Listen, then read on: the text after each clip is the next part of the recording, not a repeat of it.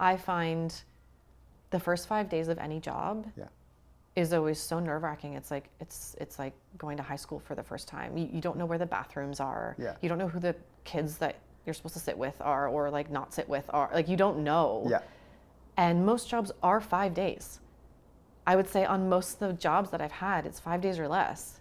So you never get to find that comfort in what you're doing. But in a job that's over 50 days, after 10 days, you're like, oh, I'm home. Like, I can be comfortable. I can relax. I can let it go. I know who the DP is. I know who the first AD is.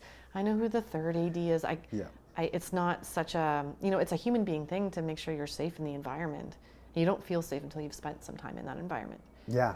Yeah, Bree and I always, like, whenever we're going off to gigs or like we always say, like, first day of school vibes. It's interesting that you use that analogy as well, because it's tough. And like, this is something that I think, like, every actor goes through stages of this. Like, auditions and self-tapes feel terrifying until you settle. Like, set feels terrifying until you settle. And you get to a place where, like, it sounds like you were able to get to a place where you're like, oh, like, I belong here.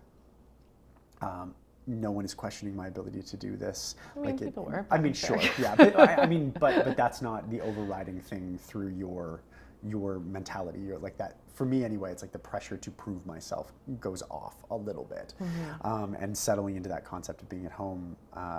Like, that's such a beautiful way to think about it, and I'm so glad that you were able to have that experience, like, by way of your first experience as a number one.